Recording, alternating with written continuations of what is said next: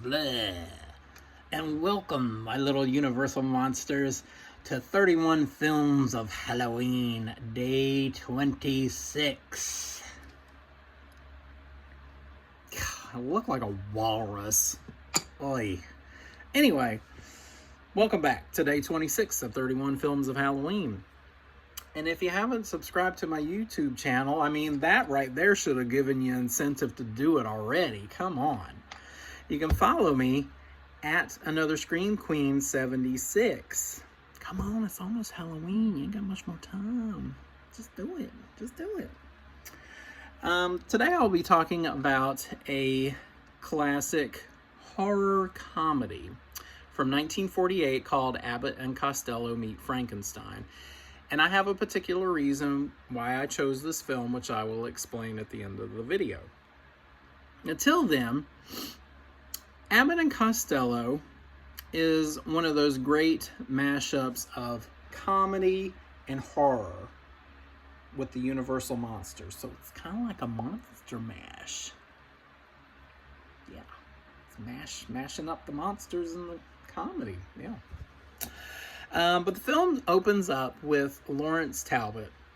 And if that name sounds familiar, he is the gentleman who turned into the Wolfman in the original Wolfman film. But Mr. Talbot is placing a very distressed and concerned phone call from London to the United States. And he's calling a freight handler who is expected to receive 2 crates. One containing Dracula himself, minus the fake wooden teeth, and Frankenstein's monster. And these 2 crates are supposed to be shipped to a wax museum. Well, when Talbot calls the freight handler, he ends up speaking with Wilbur Gray, played by Lou Costello.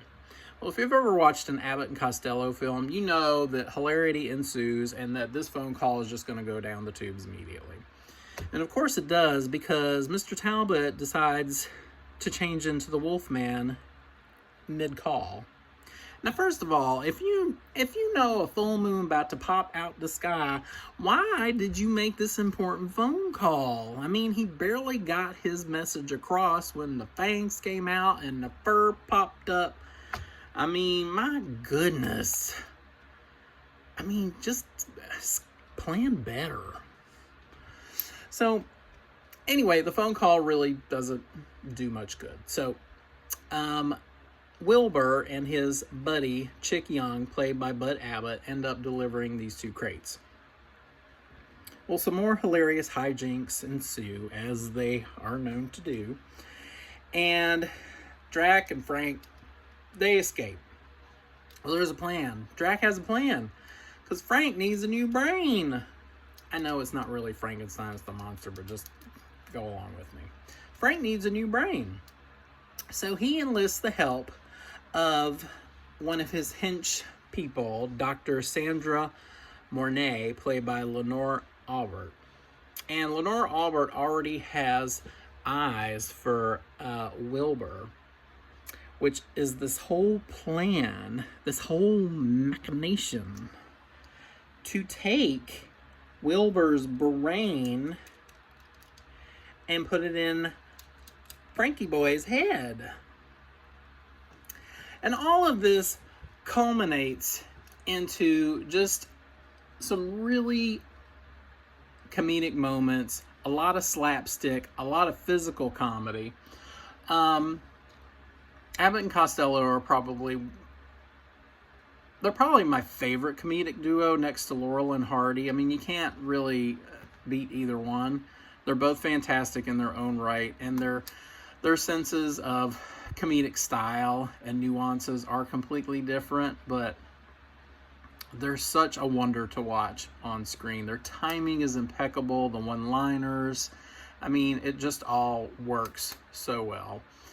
And we have a great cast here, of course, aside from Bud Abbott and Lou Costello. We have Lon Chaney Jr., who plays Lawrence Talbot / Wolfie. And he was the original Wolfman. And then we have, playing Dracula, none other than Bela Lugosi. I mean, come on. How are you gonna? You can't wave a wooden stake at that. And then we have, playing Frankenstein's monster, Glenn Strange. I am not making that name up. That is really his name, Glenn Strange.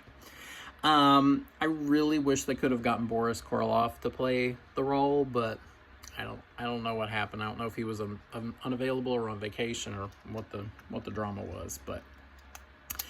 And then, of course, as I said, we have Lenore Aubert as Dr. Sandra Mornay.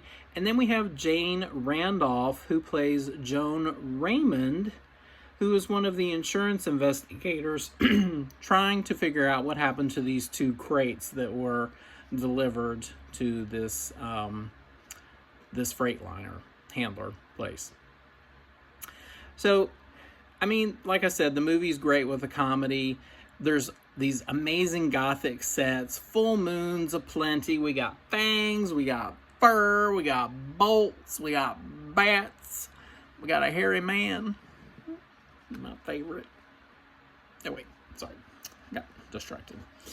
So I would give, Abbott and Costello Meet Frankenstein a good 4 1/4 pumpkins.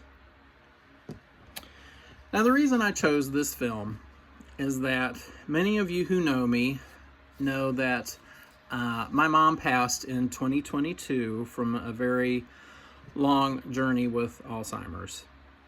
She was always a big fan of Abbott and Costello. And as her illness progressed, we would watch those movies a little more often because it would make her laugh. And that was always my one goal, was to get Mom to laugh every time I saw her. On the other hand of that, Mom was a big fan of horror movies. She and I, we binge watched all the Friday the 13th films one day. I will never forget. And then we went to the theater to see Candyman. We saw the Blair Witch Project. And she was also a big fan of the sci-fi made-for-cable movies about the giant bugs and reptiles and things of that nature. So I felt this film was appropriate because it combines 2 things that she loved: humor, particularly Abbott and Costello, as well as horror, particularly the Universal monsters. So, until next time, happy Halloween, Mom.